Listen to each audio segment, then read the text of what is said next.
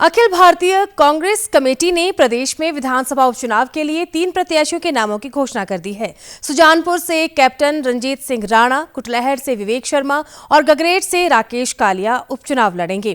3 अन्य उपचुनाव वाली सीटों धर्मशाला, लाहौल स्पीति और बड़सर से प्रत्याशी तय करने के लिए मंथन जारी है। कांग्रेस ने सुजानपुर सीट पर भाजपा प्रत्याशी राजेंद्र राणा के मुकाबले में भाजपा के टिकट पर 2022 का विधानसभा चुनाव लड़ चुके पूर्व मुख्यमंत्री प्रोफेसर प्रेम कुमार धूमल के करीबी रहे कैप्टन राणा पर दांव खेला है। उन्हें विधानसभा चुनाव में राजेंद्र राणा ने मात्र 399 से मात दी थी। अब कांग्रेस ने प्रदेश में बदले राजनीतिक समीकरणों के बीच कैप्टन राणा को अपना प्रत्याशी बनाकर भाजपा को कड़ी चुनौती देने की तैयारी की है। गगरेट हलके में भाजपा के चैतन्य शर्मा के खिलाफ बीते दिनों ही कांग्रेस में शामिल हुए पूर्व विधायक राकेश कालिया को पार्टी प्रत्याशी बनाया गया है।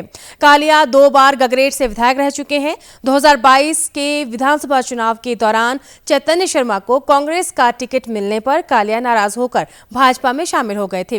बीते दिनों ही कालिया की घर वापसी हुई है। कुटलहर विधानसभा क्षेत्र के उपचुनाव में भाजपा के देवेंद्र भुट्टो के सामने कांग्रेस ने विवेक शर्मा को अपना प्रत्याशी बनाया है।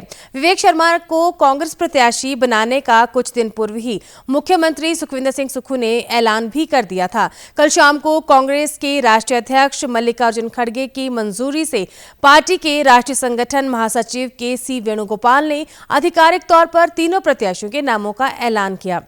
ज्यादा जानकारी के लिए चलते हैं हमारे संवाददाता धर्म प्रकाश के पास। जी धर्म, लंबे इंतजार के बाद कांग्रेस ने विधानसभा उपचुनाव के लिए 3 प्रत्याशियों की घोषणा की है और ऐसे में अब क्या राजनीतिक समीकरण बनते नजर आ रहे हैं? राजनीतिक समीकरण काफी दिलचस्प हो चुके हैं, क्योंकि कांग्रेस की जो पहली लिस्ट आई है उसमें कई नाम जो ऐसे हैं, काफी ज्यादा मुकाबला अब दिलचस्प इसकी वजह से प्रदेश के उपचुनाव में होने वाला है। सबसे दिलचस्प नाम राकेश कालिया का है। एआईसीसी के ऑल इंडिया कांग्रेस कमेटी के सचिव रह चुके हैं, साथ ही साथ मध्य प्रदेश के प्रभारी भी रह चुके हैं, फायर ब्रांड नेता माने जाते हैं, 3 बार विधायक भी रह चुके हैं, चिंतपूर्णी से विधायक रह चुके हैं और 2022 में भी कांग्रेस के टिकट पर वो प्रत्याशी होते, लेकिन कांग्रेस ने उन्हें दरकिनार करके चैतन्य शर्मा को टिकट देकर काफी नाराजगी उनकी मोल ले ली थी, जिसके बाद वो भाजपा में चले गए थे। और अब जब चैतन्य शर्मा भाजपा में आए हैं तो राकेश कालिया ने घर वापसी करते हुए फिर से पार्टी का दामन थामा और पार्टी ने भी अब उन्हें प्रत्याशी बनाया है। तो ऐसे में राकेश कालिया को लेकर मामला काफी ज्यादा दिलचस्प गगरेट में होता नजर आ रहा है। दूसरा जो नाम विवेक शर्मा का है, उनके लिए कहा जा रहा है कि पार्टी का जो इंटरनल सर्वे है उसमें उनको काफी ज्यादा जिताऊ उम्मीदवार कांग्रेस की तरफ से माना जा रहा है, जिसकी वजह से उन्हें चुनावी मैदान में उतारा गया है।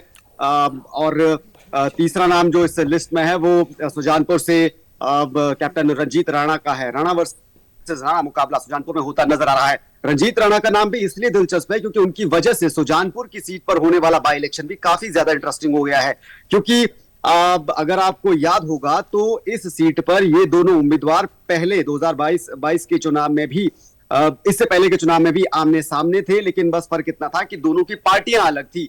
अब उस चुनाव में राजेंद्र राणा जहां एक पार्टी से थे तो रंजीत राणा दूसरी से, अब रंजीत राणा कांग्रेस से लड़ेंगे, राजेंद्र राणा भाजपा से लड़ेंगे। राणा वर्सेस राणा का मुकाबला होता नजर आ रहा है। प्रत्याशी भी वही हैं। पिछले चुनाव में रंजीत राणा को महज करीब 400 वोटों से हार का सामना करना पड़ा था राजेंद्र राणा के हाथों, और इस बार वही दोनों प्रत्याशी एक बार फिर आमने सामने हैं। बस पार्टियां इनकी थोड़ी सी एक्सचेंज हो गई है। तो राजनीति में ये चलता रहता है, दल बदलते रहते हैं, लेकिन जो कैंडिडेट है उनके लिए उनका पॉलिटिकल बेनिफिट ही ज्यादा मायने रखता है, जो कि यहाँ पर भी नजर आ रहा है। तो ऐसे में इन तीनों सीटों पर जो मुकाबले हैं वो काफी ज्यादा दिलचस्प होते नजर आ रहे हैं। लेकिन कांग्रेस के लिए फिलहाल राहत की बात यह है कि आखिरकार उन्होंने शुरुआत कर दी है, प्रत्याशियों के नामों की घोषणा की, और 3 नाम अभी, हालांकि लोकसभा की बात नहीं हुई है, लेकिन बाई इलेक्शन के लिए 6 में से 3 नाम घोषित कांग्रेस की तरफ से कर दिए गए हैं। निधि जी, हमीरपुर और कांगड़ा संसदीय क्षेत्र और बाकी जो 3 विधानसभा क्षेत्र हैं वहां कांग्रेस उम्मीदवार घोषित नहीं कर पाई है और वहीं चुनाव में महज अब 35 दिन शेष बचे हैं। तो कांग्रेस की इस देरी का क्या असर पड़ सकता है चुनावों पर और उनके प्रत्याशियों पर? देखिए, चुनावों पर या प्रत्याशियों पर असर पड़े ना पड़े, लेकिन विरोधियों के हमले जरूर कांग्रेस को झेलने पड़ रहे हैं। भाजपा लगातार कांग्रेस पर इसी बात को लेकर निशाना साध रही है कि कांग्रेस के पास प्रत्याशी नहीं है और कांग्रेस को प्रत्याशी ढूंढने में काफी ज्यादा दिक्कतों का सामना करना पड़ रहा है। हालांकि अब 3 प्रत्याशियों का ऐलान कांग्रेस कर चुकी है, लेकिन लोकसभा के लिए अभी भी प्रत्याशियों की, हमीरपुर और कांगड़ा के लिए प्रत्याशियों की घोषणा होना बाकी है। और बाकी के 3 विधानसभा क्षेत्र, चाहे बड़सर हो, चाहे लाहौल स्पीति हो, चाहे धर्मशाला हो, इन तीनों विधानसभा क्षेत्रों में उपचुनावों के लिए कांग्रेस अब तक प्रत्याशी घोषित नहीं कर पाई है। कहा यह जा रहा है कि जल्द ही प्रत्याशियों की घोषणा हो जाएगी। और कांग्रेस नेताओं से जब यह सवाल पूछा जाता है कि आखिर वो कैंडिडेट अनाउंस करने में इतना वक्त क्यों लगा रहे हैं, तो उनकी तरफ से हमेशा यही कहा जाता है कि वो प्रॉपर चिंतन मंथन के बाद उम्मीदवार उतारेंगे और सिर्फ जिताऊ कैंडिडेट्स को मैदान में उतारेंगे। लेकिन भाजपा जो है वो इस तर्क को कांग्रेस के खिलाफ एक तरह से प्रचार में इस्तेमाल कर रही है और लोगों के बीच, जनसभाओं में जा जाकर यही भाजपा नेताओं की तरफ से कहा जा रहा है कि कांग्रेस के पास कैंडिडेट्स की कमी है। तो ये कहीं ना कहीं कांग्रेस के लिए नुकसान तो कर रहा है, लेकिन कांग्रेस की तरफ से जो डिफेंस इसके लिए दिया जा रहा है वो भी कहीं ना कहीं थोड़ा सा लॉजिकल लगता है, क्योंकि 7वें चरण में चुनाव है हिमाचल प्रदेश में, 1 जून को वोटिंग होनी है। ऐसे में करीब करीब 1 महीने का वक्त अभी बाकी है, बल्कि 1 महीने से भी ज्यादा का ही वक्त बाकी है। तो वक्त बहुत ज्यादा है और इस वक्त में ये तर्क देना कि हम जल्दबाजी नहीं कर रहे, हम सोच समझकर मैदान में चुनावी उम्मीदवार उतारेंगे, ये कहीं ना कहीं रीजनेबल लगता है। दूसरी तरफ कांग्रेस की तरफ से बीजेपी पर भी ये बार बार निशाना साधा जा रहा है कि बीजेपी ने जल्दबाजी दिखाई है।